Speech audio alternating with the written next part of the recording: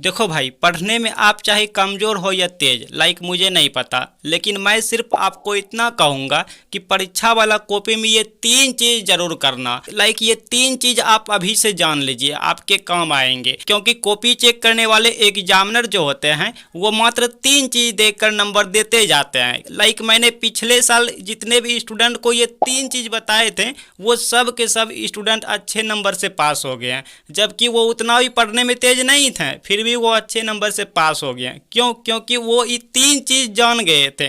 तो चलिए फटाफट आपको भी ये 3 चीज़ बता देते हैं ताकि आपको भी एग्जामिनर अच्छे नंबर दें, ठीक है। लेकिन हाँ, उससे पहले सब्सक्राइब नहीं किए, सब्सक्राइब कर लीजिए, क्योंकि मेरा बहुत ऊपर तक पहुँचा है। हमसे दोस्ती करेंगे तो आप फायदे में रहेंगे, इसलिए दोस्ती करने के लिए सभी बच्चे फटाफट सब्सक्राइब कर लीजिए। तो चलिए वीडियो स्टार्ट करते हैं। आप ध्यान से देखिए और समझने की कोशिश कीजिए। नंबर 1, परीक्षा में कॉपी लिखते समय आपको ज़्यादा कट क्रॉस नहीं करना है। अगर आपका हैंडराइटिंग खराब है तो आपको ज़्यादा से ज़्यादा कोशिश करना है 1 से 3 पेज तक साफ साफ लिखने की, कुछ इस तरीके से। इस बच्चे का उतना भी हैंडराइटिंग अच्छा नहीं है, लेकिन इन्होंने साफ साफ लिखा है तो देखने में अच्छा लग रहा है। एग्जामिनर इनसे खुश हो गए थे और इनका एक भी नंबर नहीं कट किए थे। तो आपको भी साफ साफ लिखना है, इसके जैसा लिखना है, ठीक है। लाइक इसके लिए आपको शब्दों को एक एक पेन की दूरी पर लिखते जाना है। आई मीन प्रत्येक वर्ड के बीच स्पेस बनाकर लिखते जाना है,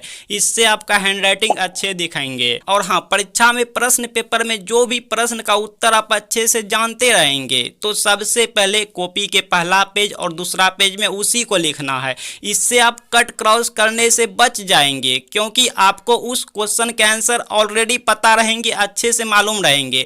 तो भला आप क्यों कट क्रॉस करेंगे? नहीं करेंगे ना। तो इसीलिए आपको प्रश्न पेपर में जो प्रश्न आपको अच्छे से आता है कॉपी के पहला पेज में उसी को लिखेंगे, मतलब सबसे पहले उसी को लिखेंगे, ठीक है ना। कोशिश करेंगे साफ साफ सही सही उत्तर लिखने की, because first impression is the last impression. और हाँ, बाय चांस कॉपी लिखते टाइम कोई शब्द गलती हो जाए तो अगर भीड़ में गलती हुए होंगे, आई मीन ज़्यादा शब्दों के बीच में गलती हुए होंगे, तो आपको कुछ नहीं करना है भाई, कुछ नहीं करना है, जैसे कि तैसे छोड़ देना है। क्योंकि एग्जामिनर उतना भी ध्यान से कॉपी चेक नहीं करते हैं। लेकिन अगर शुरुआत में या लास्ट में गलती हुए होंगे तो आपको सिर्फ इस तरह से कट करना है। देख लीजिए ध्यान से, आपको सिर्फ इस तरह से कट करना है, ना कि इस तरह से ज़्यादा ओवर राइटिंग करना है। नंबर 2, आपको जो क्वेश्चन के आंसर कुछ भी नहीं आएंगे, सपोज दैट मान लीजिए कि वहां पर आपको जो क्वेश्चन के आंसर कुछ भी नहीं आएंगे तो आप उसे छोड़ देते होंगे, लेकिन आपको छोड़ना नहीं है, क्योंकि छोड़ेंगे तो कुछ भी नंबर नहीं मिलेंगे भाई, कुछ भी नहीं मिलेंगे। तो ध्यान से सुनिए आपको अब करना क्या है, ठीक है। तो आपको उसी क्वेश्चन से रिलेट मिलता जुलता गलती सलती या किसी दूसरे क्वेश्चन के आंसर या उसी क्वेश्चन के चैप्टर से आपको जो याद है वो लिख देना है। बिकॉज एग्जामिनर खुद कहता है कि बच्चे की कॉपी खाली सफेद नहीं होनी चाहिए, उसमें कुछ ना कुछ लिखा होना चाहिए, कुछ ना कुछ लिखी होनी चाहिए, जिससे कि मुझे नंबर देने में बने, ठीक है ना। लेकिन ध्यान रहे कि ये काम आपको जो है ना, आई मीन जो आप कुछ से कुछ लिखेंगे या दूसरे प्रश्न के आंसर लिखेंगे या गलती सलती जो लिखेंगे, तो ये सब आपको कॉपी के 1 से 5 पेज तक नहीं करना है। आई मीन कॉपी के शुरुआती 1 से 5 पेज तक नहीं करना है भाई, 1 से 5 पेज तक में नहीं करना है, ठीक है।